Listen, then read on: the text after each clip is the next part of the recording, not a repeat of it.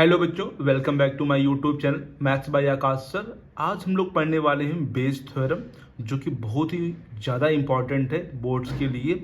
और हर बार बोर्ड में इसका एक क्वेश्चन पक्का ही आता है, वो चाहे वो 5 मार्क्स का हो चाहे वो 8 मार्क्स का हो बच्चों। ठीक है, तो आज हम लोग बेस प्रमेय को जानने वाले हैं, समझने वाले हैं और फिर नेक्स्ट क्लास में इसके क्वेश्चन भी देखने वाले हैं। अभी हम लोग फिलहाल समझेंगे बेस प्रमेय क्या होती है ना, और उससे रिलेट करते हुए एक प्रमेय और भी हम लोग देखने वाले हैं। ठीक है, देखिए बेस प्रमेय को पहले समझने का प्रयास कीजिए। इससे पहले मैंने 2 चीज़ें पढ़ाई आप लोग को, है ना। दोनों चीज़ आप लोग प्लीज़ जाके उसको पढ़ लीजिए। पहली चीज़ मैंने आप लोग को क्या बताया, कंडीशनल प्रोबेबिलिटी, जो कि है साफ प्रतिबंध प्रायिकता। उसमें एक घटना हो गई होती है, उसके बाद दूसरी घटना होती है, उस दूसरी घटना की प्रायिकता हम लोग को ज्ञात करनी होती है, जिसे हम लोग साफ प्रतिबंध प्रायिकता कहते हैं। दूसरे में हम लोग ने क्या पढ़ा बच्चों, स्वतंत्र घटनाएं और पराश्रित घटनाएं। बच्चों जब हम लोग को एक साथ 2 घटनाओं की प्रायिकता ज्ञात करनी हो, ए और बी, या 3 घटनाओं की प्रायिकता ज्ञात करनी हो, है ना, तो किस प्रकार से ज्ञात कर सकते हैं। उसमें वो घटनाएं क्या क्या हो सकती हैं, स्वतंत्र हो सकती हैं या फिर पराश्रित हो सकती हैं, वो भी हम लोग ने जाना। और साथ में उनके क्या क्या फॉर्मूलेस हैं वो सब भी हम लोग ने जान लिया था बच्चों। राइट है बच्चों, तो आज हम लोग समझेंगे बेस प्रमेय। बेस प्रमेय पहले होता क्या है, इसका यूज कैसे कैसे करना है, क्वेश्चन को कैसे समझना है कि इसमें बेस ही लगेगी या कुछ अदर लगेगी। क्योंकि प्रायिकता सब में सेम ही प्राय क्वेश्चन आते हैं, बस आप लोग को समझना है इसमें कौन से फॉर्मूले लगेंगे बच्चों। मेनली आप लोग को यही यहाँ पे समझना है। ठीक है, ओके। देखिए बच्चों, अगर मैं बात करूं बेस प्रमेय को, तो इसको समझाने के लिए एक एग्जांपल ले लेते हैं। ठीक है, एग्जांपल से आप लोग को बहुत ही अच्छे से समझ में आ जाएगा। फिर आप लोग को बताएंगे कि एक प्रतिदर्श समष्टि का विभाजन क्या होता है, partition of a sample space क्या होता है। समझिए, मान लीजिए आपके पास 2 थैले हैं। ठीक है, 2 थैले हैं, एक थैला फर्स्ट है, एक थैला सेकेंड है। 2 थैले हैं, ठीक है, थैला फर्स्ट और ये थैला सेकेंड। ठीक है, इसमें मान लीजिए कुछ लाल गेंदे हैं, है ना, लाल गेंदे हैं मान लीजिए, और कुछ सफेद गेंदे हैं। ठीक है, यहां पर भी मान लीजिए कुछ लाल गेंदे हैं और कुछ सफेद। ठीक है, यहाँ पे 2 लाल 3 सफेद हैं, यहाँ 3 लाल हैं 2 सफेद हैं, ऐसे कुछ मान लीजिए यहाँ पर गेंद है।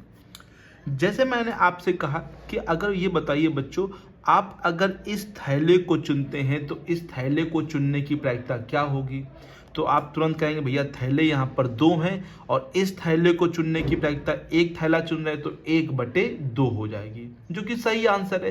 कि अगर हम किसी थैले को चुन रहे हैं तो उसके अंदर जो रखी हुई बॉल है उनके बारे में बात नहीं करेंगे, सिर्फ हम थैले की बात करेंगे। तो थैले की जो प्रायिकता हो जाएगी वो 1/2 हो जाएगी। ठीक है, सिंपल सी बात है, हम लोग पीछे क्लास में पढ़ चुके हैं। बट अगर मैं आपसे कहूं कि इसमें लाल गेंद की प्रायिकता ज्ञात कीजिए, तो लाल गेंद बैग फर्स्ट में भी है और बैग सेकंड में भी है, तो फिर बड़ी दिक्कत है। हो सकता है लाल गेंद पहले बैग से आई हो सकता है लाल गेंद बैग 2 से आई हो।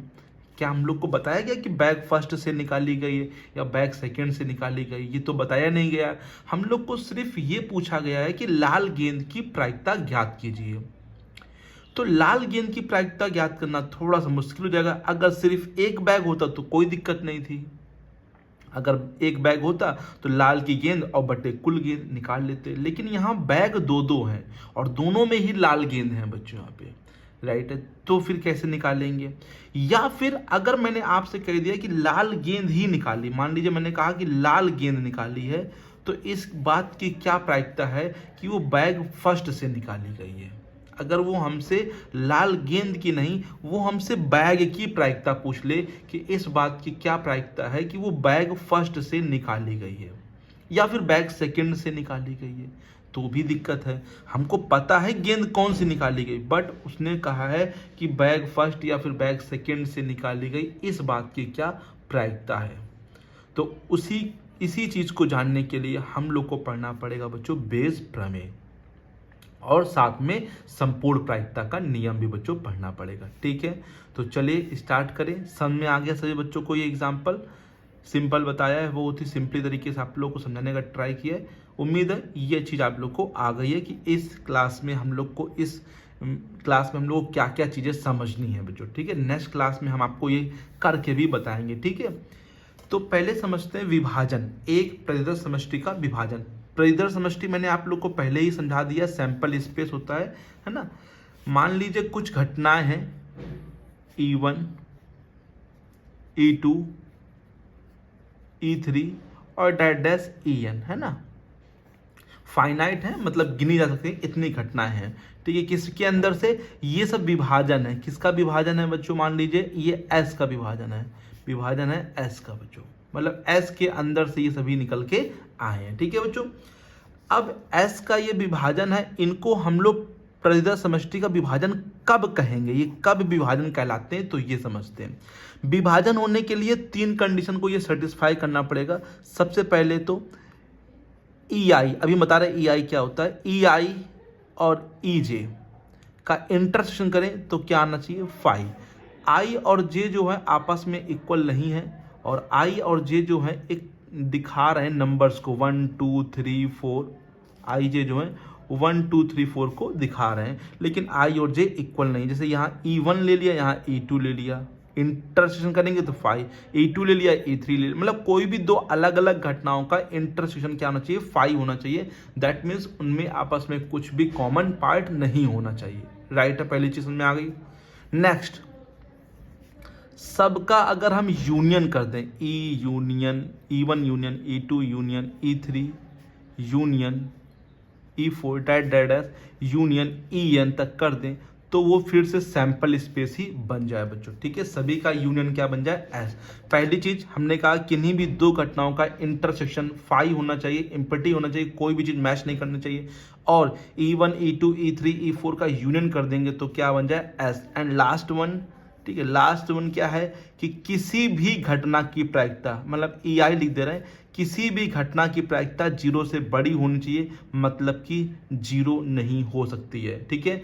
और आपको प्रायिकता मालूम है 1 से हमेशा छोटी होती है, यहाँ पे 1 से छोटी होती है, 0 से बड़ी या बराबर भी होती है, 1 से छोटी है बराबर भी होती है, ठीक है।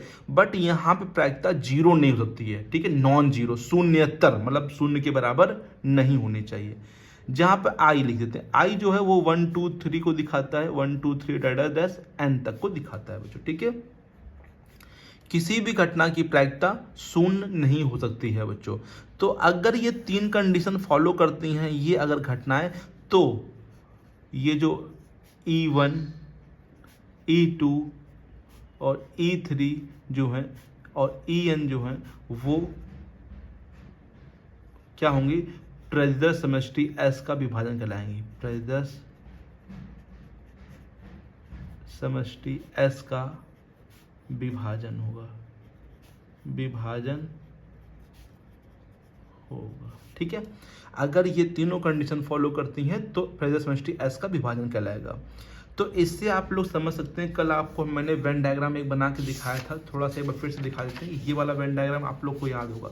तो अगर मैं इस घटना की बात करूं और इस घटना की बात करूं और इस घटना की बात करूं, तो तीनों ही अलग अलग घटनाएं हैं, कुछ भी पार्ट कॉमन नहीं है। तो ये तीनों घटनाएं इसके लिए, दोनों के लिए, मतलब E यूनियन F के लिए क्या कहलाएंगी, परिदृश्य समष्टि कहलाएंगी। फिर समझिए, E intersection F dash, E intersection F और E डैश इंटरसेक्शन F, ये तीनों ही घटनाएं E यूनियन F की क्या कहलाएंगे, परिदृश्य समष्टि का विभाजन कहलाएंगी बच्चों।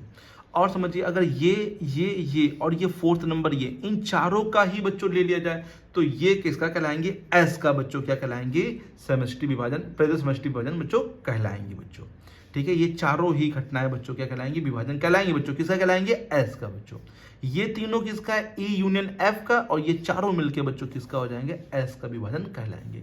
तो ये एग्जाम्पल के रूप में आप समझ सकते हैं कि यहाँ पर अगर हम तीनों की बात करें तो कुछ भी मैच नहीं कर रहा है, तीनों का यूनियन कर देंगे तो ये E यूनियन F बन जाएगा, और हर एक की प्रायिकता 0 से बड़ी यहाँ पर होगी बच्चों, यहाँ पे राइट है बच्चों, समझ में आ गया। ये मैंने कल आप लोगों को क्वेश्चन बताया था बच्चों, तो उसी से मैंने यहाँ पे बता दिया कि एग्जांपल लेके वेन डायग्राम से अच्छे समझा जाता है क्वेश्चन, ठीक है। तो आप लोग ये बोल सकते हैं कि E intersection F dash, E intersection F and E dash intersection F जो है ये E यूनियन F का विभाजन है, ई यूनियन एफ का विभाजन है। ठीक है, उसी प्रकार से E intersection F dash, E intersection F, E dash intersection F and E dash intersection F dash जो है वो एस का विभाजन है बच्चों, राइट है। तो विभाजन जानना जरूरी है, आप लोग को समझना जरूरी है, क्योंकि यहाँ पे जितने भी क्वेश्चंस आएंगे वो सब विभाजन से ही रिलेट करते हुए आएंगे। ठीक है बच्चों, ये समझ में आ गया। किन्हीं भी दो डिफरेंट घटनाओं का इंटरसेक्शन फाई होगा, सभी घटनाओं का यूनियन एस होगा, हर एक की प्रायिकता 0 से बड़ी होनी चाहिए, तभी E1 E2 EN जो है वो विभाजन कहलाएंगे बच्चों एस का। तो ये मैंने कुछ एग्जांपल दे दिए जो पहले से ही क्या कहलाते हैं, प्रदय समष्टि एस का विभाजन कहलाते हैं, राइट है बच्चों। इतनी चीज सब लोग को आ गई, कोई दिक्कत तो नहीं किसी बच्चे को यहाँ तक अभी। चले आएंगे तो चलते हैं, समझते हैं अब संपूर्ण प्रायिकता की प्रमेय। ठीक है, संपूर्ण प्रायिकता की प्रमेय को समझने का प्रयास करते हैं और कैसे पहचानेंगे क्वेश्चन को कि इसमें संपूर्ण प्रायिकता ही लगेगी बच्चों, राइट है। तो नेक्स्ट पेज पे हम लोग जानते हैं संपूर्ण प्रायिकता को बच्चों, समझते हैं बच्चों संपूर्ण प्रायिकता की प्रमेय को। ठीक है, जिसको इंग्लिश में हम लोग थ्योरम ऑफ टोटल प्रोबेबिलिटी भी कहते हैं। ठीक है, मान लेते हैं पहले यहाँ पर मान लें E1 E2 E3, माना E1 E2 E3 date dash En जो है प्रदय समष्टि S का विभाजन है। ठीक है, प्रदय समष्टि S क्या है बच्चों, विभाजन है। प्रदय समष्टि जानते हैं सैंपल स्पेस, S का क्या विभाजन है। विभाजन का मतलब आप लोग को समझ में आ ही गया होगा बच्चों कि किन्हीं भी दो घटनाओं का इंटरसेक्शन फाई होगा, सबका यूनियन एस होगा और हर एक की प्रायिकता 0 से बड़ी होगी। ठीक है, मान लेते कोई एक घटना है जो कि सब में है, एक घटना है जो कि सब में कॉमन है। मतलब अब ये आप समझना है, एक घटना जो अलग से ले रहे हैं, एक इसमें नहीं है, ए अलग से घटना। थोड़ा सा वेन डायग्राम समझिए प्लीज, वेन डायग्राम समझिए तब आप लोग को अच्छे से आ जाएगा। ये मान लीजिए सैंपल स्पेस, ठीक है, इसके अंदर हमने बहुत सारे विभाजन कर दिए। मान लीजिए ये E1 है ना, एक है ये E2 है ना, कुछ भी मैच नहीं कर रहा है, एक ये E3 है ना, E4 है, एक E5 है, ये फिर E6 है, फिर एक ऐसे E7 है। ठीक है, ये सब E बना है बच्चों। ठीक है, और एक En मान लीजिए यहाँ पे भी कहीं En है। हमने एक ऐसी घटना ली यहाँ पर जो सब में हो, ऐसी घटना ली जो सब में है, मतलब कि आप समझ रहे यहाँ पर भी है ऐसे वाली घटना, ये अलग है थोड़ा सा, इसको अलग है। मतलब एक घटना ली है जो कि वो प्रदय समष्टि के संगत है, संगत घटना ए अलग घटना है ए बच्चों, क्योंकि एक हमने क्या लिए प्रदय समष्टि के संगत है बच्चों। ठीक है, और उस ए की प्रायिकता हमें ज्ञात करनी है। ये बच्चों ए लिखा है, ए की प्रायिकता हम लोग को ज्ञात करनी है। ठीक है, देखिए घटनाएं मतलब जैसे ये E1 है, ये E2 है, ये E3 है ना, E4 है, इसके अंदर से जो कॉमन चीज़ है वो हमने यहाँ पर ले लिया। अब आप लोग कहेंगे भैया कि अभी आपने कहा था कि दो घटनाओं का इंटरसेक्शन फाई है, फिर ये कैसे मैच कर गया। देखिए यहाँ पर इस घटना का इसमें कोई वो नहीं है, लेकिन हम लोगों ने क्या है कि जो इसमें से सब में घटना है उसको एक अलग से एक घटना नाम दिया बच्चों। ठीक है, जो सब में है इनका कोई अलग अलग सब है, लेकिन इनसे जो एक रिलेट करते हुए घटना ले रहे हैं वो ए ले रहे हैं, जिसकी प्रायिकता हम लोग को ज्ञात करनी है बच्चों, राइट है। एग्जाम्पल समझना चाहते हैं, समझिए। अच्छा बैग ले लीजिए, ये मान लीजिए 4 बैग हैं। ठीक है, इसमें लाल गेंद है, ठीक है, वही लाल और सफेद लेते हैं, यहाँ पे भी सफेद है, यहाँ पे भी रेड है वाइट है ना, यहाँ पे भी रेड है, यहाँ पे भी वाइट है, यहाँ पे भी रेड है, यहाँ पे वाइट है। देखिए अब सब में रेड वाइट है, अब इनका आपस में कोई इंटरसेक्शन नहीं है ना, ये इसमें कोई मैच नहीं कर रहा। लेकिन अगर हम रेड गेंद जैसे ले लेते हैं, रेड अगर हम रेड की प्रायिकता पूछ रहे हैं तो रेड एक ऐसी घटना है जो सबके अंदर है ना, रेड बॉल सब में है। तो अगर हमें इस बॉल की प्रायिकता जाननी हो या व्हाइट बॉल की प्रायिकता जाननी हो तो कैसे जान सकते हैं, तो इसके लिए हम लोग संपूर्ण प्रायिकता की प्रमेय का यूज करेंगे। थोड़ा समझने का प्रयास करिए। जब आप लोग को कुछ घटनाएं दी जाएं और उन घटनाओं में से कोई एक ऐसी घटना का प्रायिकता पूछी जाए जो सबके पास हो, तो समझ जाइए कि संपूर्ण प्रायिकता की प्रमेय को यूज करेंगे बच्चों। एक बार फिर समझ लीजिए, बहुत सारी घटनाएं आप लोग को दी रखी E1, E2, E3, E4 है ना, और उन घटनाओं में से कोई एक घटना है जो कि सभी में है, मतलब वो कॉमन घटना एक अलग से कहा है कि इस घटना की प्रायिकता पूछे, तो उस घटना की अगर प्रायिकता पूछेगा अलग से जो सब में है बच्चों, तो हम लोग संपूर्ण प्रायिकता की प्रमेय को यूज करेंगे। अगर नहीं समझ में आए तो हम आप लोगों को क्वेश्चन जब बताएंगे तो आप लोग को अच्छे से और समझा देंगे, ठीक है। अभी फिलहाल समझते हैं फॉर्मूले को, ठीक है। फॉर्मूला बहुत ही ईजी है, फॉर्मूला आप लोग को रटना नहीं है, बहुत समझना है बच्चों, सिंपल सा। पहले उस घटना की प्रायिकता, मतलब कि E1 की प्रायिकता, किसकी प्रायिकता बच्चों, E1 की, क्योंकि भैया स्टेप बाय स्टेप लेंगे। पहले E1 की प्रायिकता, उसके बाद इनटू लगेगा, अभी कंप्लीट नहीं हुआ, उसके बाद A की प्रायिकता किसमें बच्चों, E1 में। A की प्रायिकता किसमें, E1 में। जैसे इस पहले थैले को जो मान लो 4 थैले हैं, तो थैले की प्रायिकता 1/4, और उस थैले के अंदर लाल, तो लाल जितने भी होंगे, तो मान लीजिए 2 हैं, ये 4, 2/6 हो जाएंगे। टोटल नंबर ऑफ बॉल्स कितने हो जाएंगे, 6 हो जाएंगे। तो पहले उस बैग की प्रायिकता निकालेंगे, उस बैग के बाद उस बैग के अंदर ए की, मतलब जो भी हम लोग से पूछेगा तो उसकी प्रायिकता निकालेंगे, राइट है। इसी प्रकार से आगे हम लोग चलते रहेंगे, दूसरे की प्रायिकता E2 की, और उसी प्रकार ए की प्रायिकता किसमें बच्चों, E2 में। इसी प्रकार से E3 की प्रायिकता और ए की प्रायिकता E3 के अंदर। इसी प्रकार से डैश डैश डैश डैश चलता रहेगा, और फिर EN की प्रायिकता, जितने भी घटनाएं होंगे उतने तक आप लोग को करना पड़ेगा बच्चों। इसको कहते हैं हम लोग संपूर्ण प्रायिकता की प्रमेय।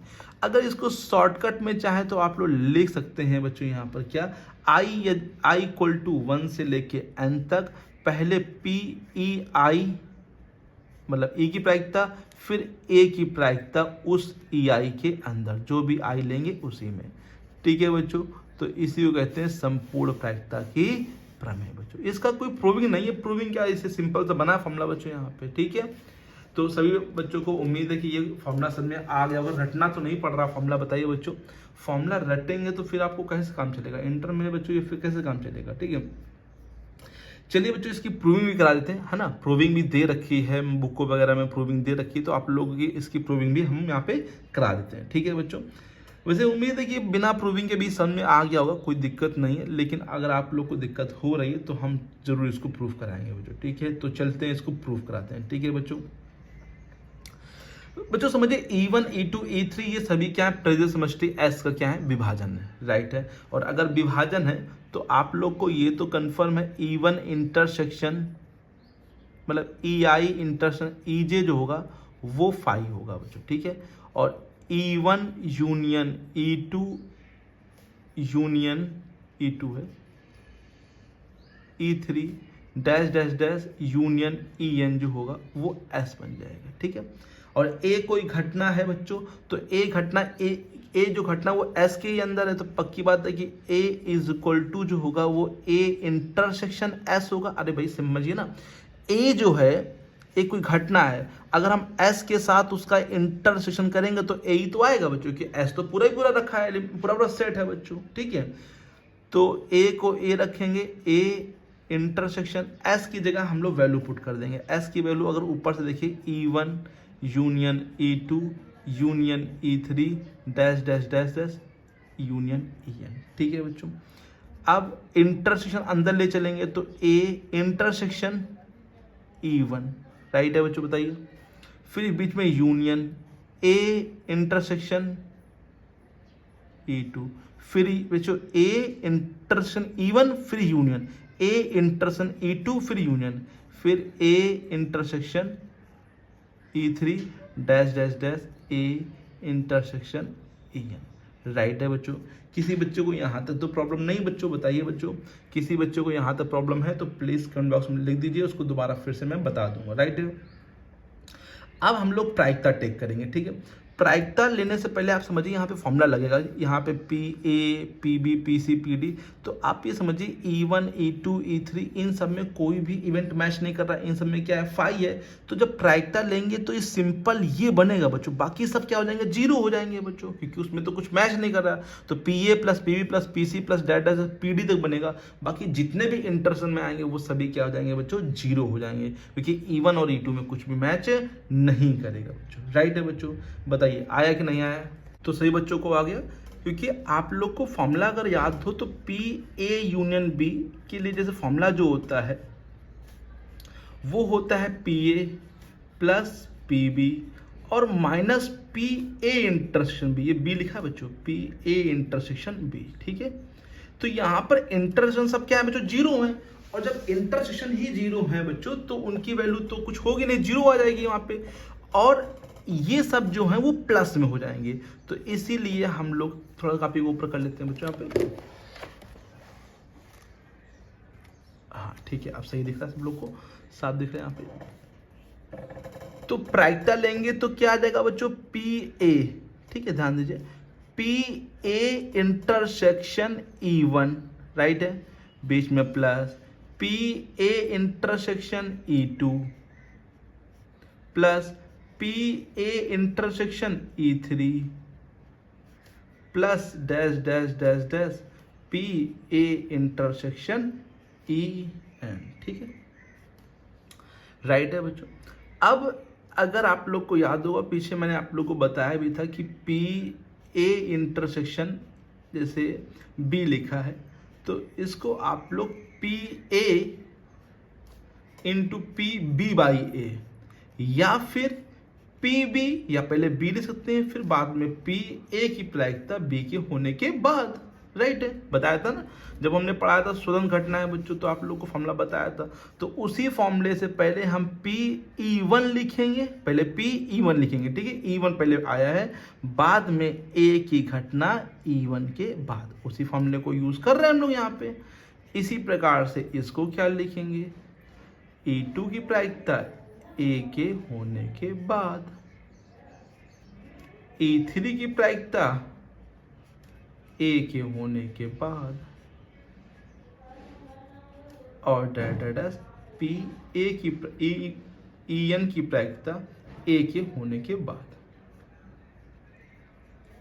तो इसको हमने यहाँ पे क्या कर दिया बच्चों, ये प्रूफ कर दिया। ठीक है बच्चों, सभी बच्चों को उम्मीद है अच्छे से आ गया होगा। ठीक है, संपूर्ण प्रायिकता की प्रमेय अब यहाँ पे कंप्लीट हो गई है। इसके क्वेश्चन आएंगे, हम आपको और भी अच्छे से समझा देंगे कि कैसे पहचानेंगे कि संपूर्ण प्रायिकता के ही मतलब प्रमेय यहाँ पे लगेगी, बेस नहीं लगेगी।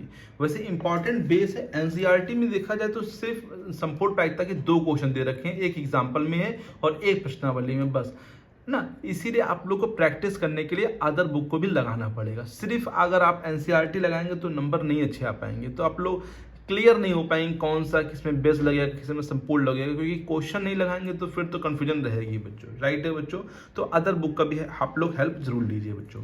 अब चलते हैं लास्ट में, देखते हैं विभाजन, और फिर नेक्स्ट क्लास में देखेंगे क्वेश्चन बच्चों। ठीक है, बेस अब आप लोग को आ जाएगी, क्योंकि अगर ये आ गया तो ये भी बेस आ जाएगा बच्चों। यहाँ पे बेस प्रमेय,